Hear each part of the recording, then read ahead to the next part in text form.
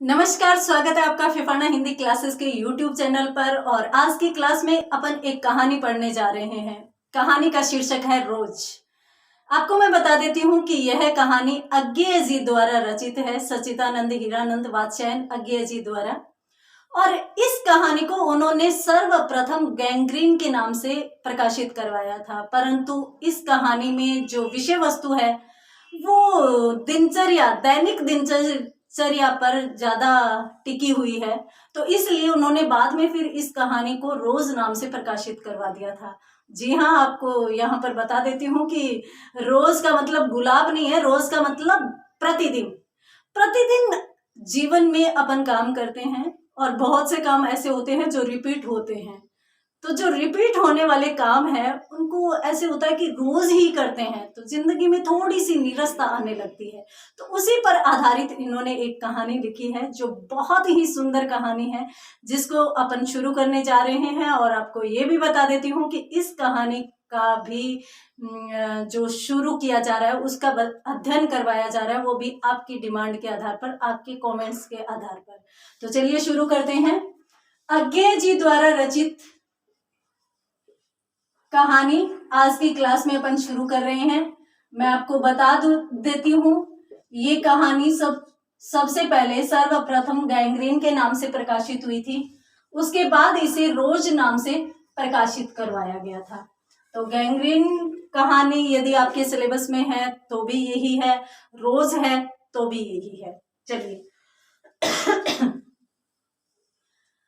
अज्ञेय जी ने इस कहानी की शुरुआत कुछ इस तरीके से की है कि सूने आंगन में जब मैंने कदम रखा, सूने आंगन में,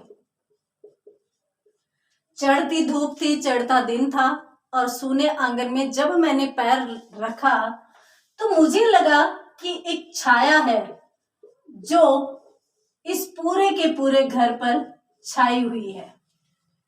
मुझे ऐसे लगा कि स्पर्शसी एक छाया इस पूरे घर पर छाई हुई है, इस पूरे घर को घेरे हुए है, अपने अंदर शामिल किए हुए हैं। और ये छाया ऐसी छाया है जो इस घर के सभी लोगों को नीरस बनाए हुए है। नीरस का मतलब है कि ये न तो ज्यादा उत्साहित होते हैं, न ही बहुत ज्यादा दुखी होते हैं, बस बिना कुछ महसूस किए हुए दिन दिन चलते रहते हैं। मुझे ऐसा एहसास हुआ। मेरे कदमों की आहट से ही मालती बाहर निकली और बाहर आकर के जैसे ही उसने मुझे देखा तो एक बार जैसे उसका चेहरा उत्साह से भर गया, परंतु दूसरे ही पल शांत होते हुए, और उसने मुझे कहा कि आओ, और मेरे उत्तर की प्रतीक्षा किए बिना ही वह अंदर चलेगी। अब आप सोच रहे होंगे कि भाई क्या हो रहा है जी। आपको मैं बता देती हूँ कि ये कहानी आत्मकथात्मक रूप में लिखी गई है। आत्मकथात्मक रूप में लिखी गई है, इसका मतलब ये है कि लेखक स्वयं इसमें पात्र है, लेखक स्वयं का विवरण इसमें कर रहा है। लेखक स्वयं इसमें पात्र के रूप में है और स्वयं मालती के घर पर जाता है, मालती के घर पर। और मालती कौन है? इनकी दूर की बहन है, परंतु लेखक इस कहानी में आगे जाकर बताते हैं कि हमारे बीच बहन भाई का या भ्रातृत्व का भाव न होकर सख्य का भाव अधिक था।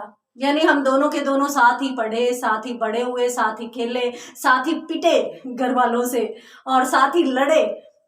तो हमारे बीच ऐसा कोई भाव था ही नहीं, हमारे बीच ऐसी कोई बंदिशें थी नहीं जिसमें भ्रातृत्व हो या फिर हमारे बीच भाई बहन का भाव हो। हम दोनों एक जैसे थे, हम उम्र थे, तो हम सख्य भाव की तरह यानी मित्रवत ही बड़े हुए। अब आज लेखक 4 वर्ष बाद मालती से मिलने के लिए इनके घर पे आया है, और जब 4 वर्ष बाद मिलने के लिए मालती के घर पर आया है, उस समय मालती के विवाह को 2 वर्ष हो चुके हैं। यानी अज्ञेय मालती के विवाह के पश्चात पहली बार मिल रहा है। और कहाँ पर मिल रहा है? एक पहाड़ी गांव में मिल रहा है, पहाड़ी गांव में। अब पहाड़ी गांव में क्यों मिल रहा है?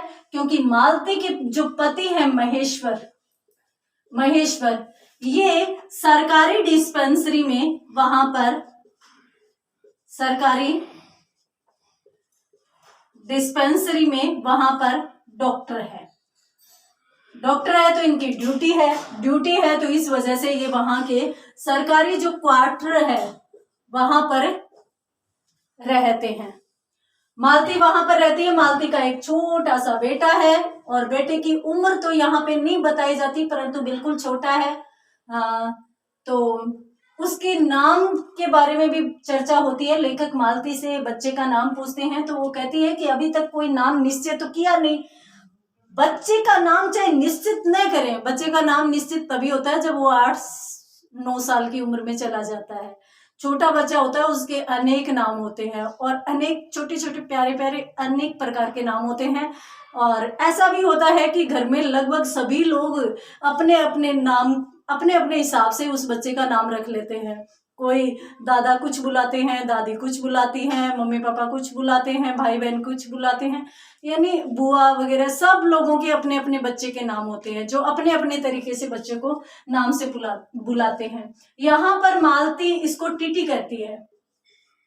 टीटी, इस छोटे से बच्चे का नाम है टीटी। मालती कहती है कि हमने अभी तक तय तो किया नहीं है और टीटी हम इसको सामान्य तौर पर कह देते हैं। अब थोड़ी सी तो मैंने रूपरेखा इसकी समझा दी है। अब अपन कहानी को शुरू से फिर से आगे बढ़ाते हैं। मैंने आपको बताया कि भाई आज मालती के विवाह के पश्चात अज्ञेय जी पहली बार इससे मिल रहे हैं। क्यों?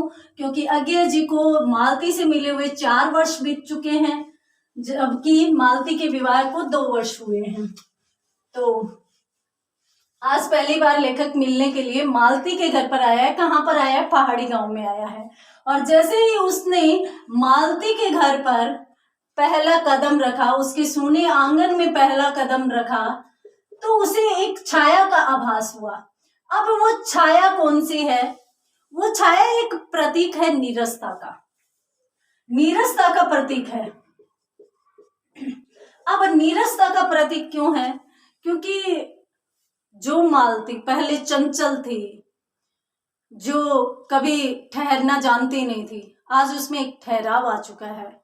और लेखक सोचता भी है कि विवाह के पश्चात एक जो सीधी सादी नटखट सी चंचल सी लड़की थी वो कैसे इतनी बदल सकती है। तो एक नीरसता की छाया इस पूरे घर को घेरे हुए है, अर्थात सब के सब लोग नीरस जिंदगी जी रहे हैं। सुबह उठते हैं, सुबह उठते ही वही के वही काम, डॉक्टर साहब का डिस्पेंसरी जाना, सुबह उठते ही 7 बजे वो वाहन के लिए निकल जाते हैं। उसके बाद मालती घर में बच्चे को संभालती है, घर का काम करती है, घर की साफ सफाई करती है। उसके बाद रोजाना का ऐसा नियम है कि डॉक्टर साहब 7 बजे जाते हैं और 2-2:30 बजे के करीब वापस आ जाते हैं। और वापस आने के बाद सब लोग खाना खाते हैं। मालती भी डॉक्टर साहब के खाना खाने के बाद खाती है। तो लगभग 3 बज जाते हैं सुबह का, या फिर अपन यूं कहें दोपहर का खाना होते होते। उसके बाद दोपहर भर डॉक्टर साहब को आराम रहता है, वो घर पे ही रहते हैं और शाम को मरीजों को देखने के लिए 1-2 घंटे के लिए टहलने चले जाते हैं। सामान्य तौर पर इसलिए चले जाते हैं कि किसी मरीज को कोई हिदायत दे आए, कोई दवा के बारे में बताए आए, कोई खाने पीने के बारे में बताए आए। तो इसलिए सामान्य तौर की हिदायतें देने के लिए वो निकल जाते हैं टहलने के लिए। ड्यूटी इनकी सुबह से लेकर के और 2-2:30 बजे तक की रहती है। शाम को वो ऐसे ही निकल जाते हैं। तो इसलिए उनका डेली का रूटीन है और वो काम, इससे डॉक्टर साहब भी ऊब चुके हैं।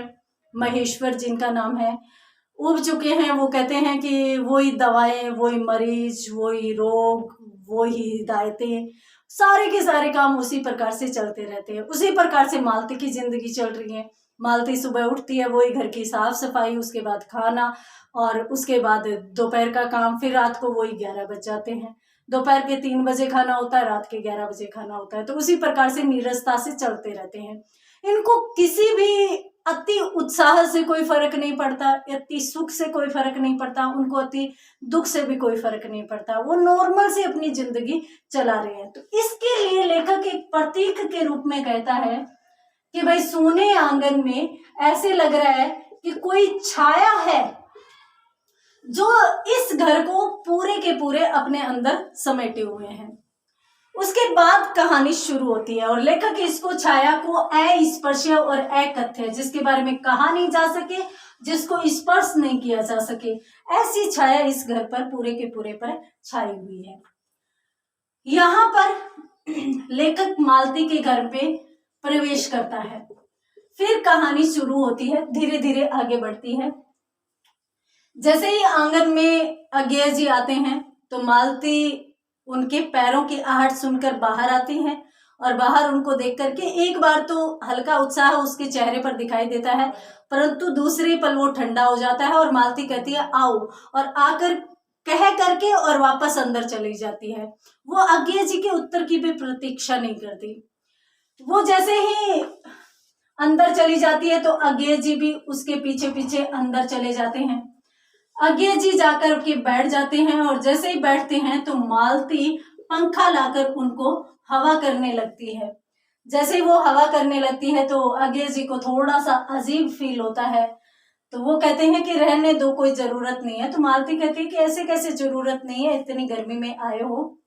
तो अज्ञेय जी फिर दूसरे पल यूं कहते हैं कि उनको अच्छा नहीं लगता कि वो बैठे हैं और मालती जो उनकी मित्र थी, उनकी बहन थी, वो उनको हवा कर रही है। तो फिर वो अगले पल यूं कहते हैं कि भाई ऐसे तो मालती मानने वाली नहीं है। तो उन्होंने कहा कि लाओ तो मुझे दे दो पंखी, हवा मैं कर लूंगा। अब अज्ञेय जी जैसे ही पंखी मांगते हैं तो मालती जैसे मना करने ही वाली थी कि इतने में ही दूसरे कमरे से एक बच्चे के रोने की आवाज आती है। एक बच्चे के रोने की आवाज आती है तो वो चाहकर भी मना नहीं कर पाती। वो पंखी अज्ञेय जी को सौंपती है और फिर वहां से अंदर बच्चे को के पास चली जाती है। मालती, महेश्वर, टीटी, ये 3 पात्र इस परिवार के हैं। चौथे पात्र अज्ञेय जी के हैं। अज्ञेय जी खुद हैं। ये कहानी रोज शीर्षक को किस प्रकार से प्रदर्शित करती है और किस प्रकार की इनकी दिनचर्या है, ये तो अगली क्लास में पता चलेगा। तो मिलते हैं अगली क्लास में आगे की कहानी के साथ। तब तक के लिए धन्यवाद।